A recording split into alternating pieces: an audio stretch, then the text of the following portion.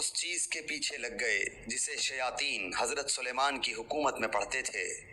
سلیمان نے تو کفر نہ کیا تھا بلکہ یہ کفر شیطانوں کا تھا۔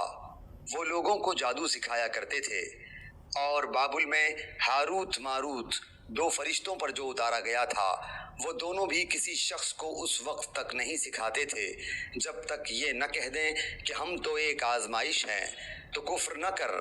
پھر لوگ ان سے وہ سیکھتے جس سے خاوند اور بیوی میں جدائی ڈال دیں، اور دراصل وہ بغیر اللہ تعالیٰ کی مرضی کے کسی کو کوئی نقصان نہیں پہنچا سکتے۔ یہ لوگ وہ سیکھتے ہیں جو انہیں نقصان پہنچائے اور نفع نہ پہنچا سکے، اور وہ بالیقین جانتے ہیں کہ اس کے لینے والے کا آخرت میں کوئی حصہ نہیں، اور وہ بدترین چیز ہے جس کے بدلے وہ اپنے آپ کو فروخت کر رہے ہیں۔ کاش کہ یہ جانتے ہوتے۔